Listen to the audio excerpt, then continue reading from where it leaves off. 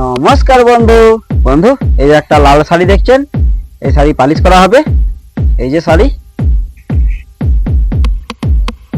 চলুন বন্ধু এই শাড়ি কিভাবে পালিশ করা যায় এই ভিডিওর মধ্যে দেখা যাক।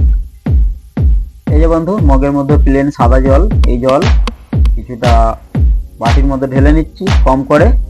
এরপরে রং মিশাবো এই জলের মধ্যে। এটা হচ্ছে গোলাপি রং।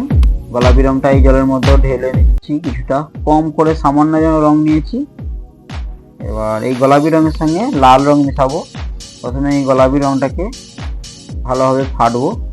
অনেক দিন রেখে দেওয়ার ফলে রংটা দালা দালা ভাব হয়ে গেছে। ভালোভাবে জলের মধ্যে ফেটে নিয়ে এরপরে এর মধ্যে এই গোলাপি রঙের সঙ্গে লাল রং মেশাবো। লাল রংটা একটু বেশি করে নেবো, নিয়ে ভালোভাবে ফাটবো। ফাটার পরে এই রঙের সঙ্গে আমি মার মিশাবো। সাবুদানা ফুটিয়ে মার বানিয়েছি, আপনারা রুটেরও মার বানাতে পারেন। ঠিক আছে, মারের সঙ্গে এই রংটা মিশালে পারে।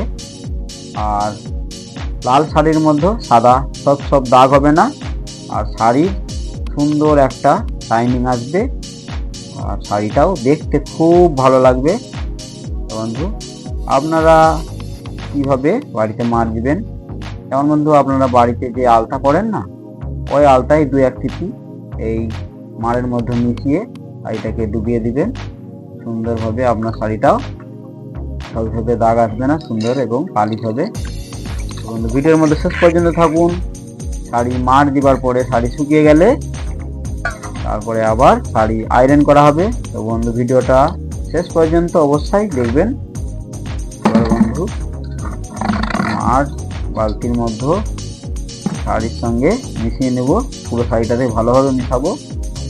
এখন বন্ধু কীভাবে মিশাচ্ছি আমি, আপনারাও আপনাদের শাড়ি এইভাবে সুন্দরভাবে মার দিয়ে নেবেন।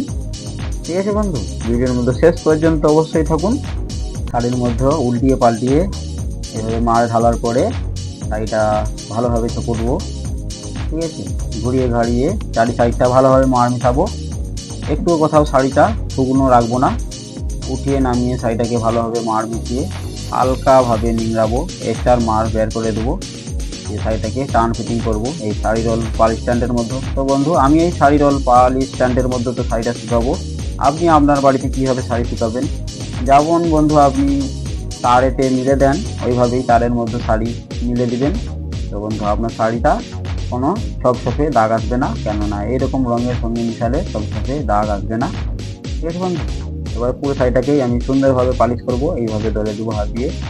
আপনারাও চেষ্টা করবেন তারে মিলে দেওয়ার পরে এইভাবে দলে দেওয়ার জন্য এক হাতে টেনে টেনে এইভাবে শাড়িটা দলে দেওয়ার চেষ্টা করবেন। নাহলেও আপনার কোনো প্রবলেম হবে না। আপনি শাড়ির মধ্যে রং মিশালে পরে শাড়ির মধ্যেও কোনো সবসে দাগ আসবে না। বাড়িতে যদি মার দেন এই সমস্ত শাড়িতে, তো যতটা সম্ভব কম করে মার বানাবেন। বেশি কড়া মার বানালে পারে দাগ হবার সবসে দাগ হওয়ার সম্ভাবনা থাকে। ঠিক আছে বন্ধু, লাল রঙের শাড়িতে হালকা মার দিলে ভালো হয়, তাহলে আর সবসে দাগ আসবে না সহজে। শাড়ি শুকিয়ে গেলে আবার দেখানো হবে শাড়িটা কীরকম পালিশ হয়েছে। শাড়ি শুকিয়ে গেছে, এবারে পুরো শাড়িটাই স্ট্যান্ড থেকে খুলে দেখব। এমনি যদি দেখুন বন্ধু, শাড়িটা খুলছি কেমনভাবে শাড়ি চমকাচ্ছে, সুন্দর শাড়িতে শাইনিং এসেছে, একেবারে জল জল করছে। তো বন্ধু, শাড়িটা এই যে দেখুন একেবারে সুন্দর পালিশ হয়েছে শাড়ি। আপনাদের শাড়ি বন্ধু আপনারা এইভাবে মার দিয়ে মিলে দিবেন তারের মধ্যে বন্ধু। এবারে শাড়িটা আয়রন করা হবে, টান ফিটিং করবো পুরো শাড়িটাকে সুন্দরভাবে ভালোভাবে। আমি এরকম লম্বা বড় টেবিলে টান ফিটিং করে আয়রন করেছি বন্ধু। আপনার তো শর্ট টেবিল হলেও কোনো প্রবলেম নেই। শাড়ি দুদিকে ঝুঁকিয়ে আয়রন করবেন, সুন্দর আয়রন হবে। দুদিকে শর্ট টেবিলের মধ্যে ঝুঁকিয়ে টেনে টেনে আয়রন করতে হবে। আমি এরকম লং টেবিলের মধ্যে আয়রন করছি বন্ধু। তো বন্ধু, সুন্দরভাবে আয়রন করব। তো এই শাড়ি বন্ধু আয়রন না করলেও হতো, কাস্টমারকে দেওয়া যেত আয়রন না করেও, তবু আমি আয়রন করেছি। টুকিটাকি যা শাড়ির মধ্যে রিঙ্কেল আছে সব টুকিটাকি রিঙ্কেল ক্লিন হয়ে যাবে বন্ধু। আরও সুন্দর একটা দারুণ শাইনিং চলে আসবে আয়রন করার পরে। তো বন্ধু দেখুন আমি কীরকমভাবে আয়রন করেছি। কোনো প্রবলেম নেই বন্ধু, আমি লং টেবিলে পর্যন্ত আয়রন করছি, আপনি আপনার মতন সুবিধা মতন আপনার শর্ট টেবিলেই আয়রন হয়ে যাবে। দুদিকে শাড়ি ঝুঁকিয়ে আয়রন করলে পারে। ভিডিওর মধ্যে থাকুন। শাড়ি ভাঁজ করা হবে আয়রন করার পরে, তারপরে ভাঁজ করার পরে শাড়ি প্যাকিং করা হবে। সুন্দরভাবে শাড়িটা প্যাকেজিং করে আলমারির মধ্যে রেখে দিলে পরে শাড়িটা অনেক দিন ভালো থাকবে।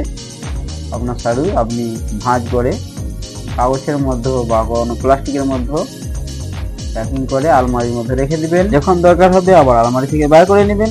যদি লন্ড্রিতে শাড়ি পালিশ করেন তাহলে যখন কাস্টমারকে দিবেন বের করে আলমারি থেকে দিয়ে দিবেন। যদি বাড়িতে ঘরের মধ্যে ঘরের শাড়ি পালিশ করেন তাহলে বন্ধু যখন যেখানে যাবার থাকবে বের করে আলমারি থেকে যাবেন। এই যে এবারে দেখুন বন্ধু, শাড়িটা দারুণ লাগছে। এই যে শাড়িটা জ্যোতি দেখুন, জ্যোতি লাগছে দেখুন কীরকম। আমার শাড়িটা ভাঁজ করা হয়ে গেছে। এবারে শাড়ির মধ্যে একটা কাগজ দিয়ে সুন্দরভাবে প্যাকিং করে রাখবো প্লাস্টিকের ভেতরে। বন্ধু আপনিও আপনার শাড়ি সুন্দরভাবে প্যাকিং করে নেবেন।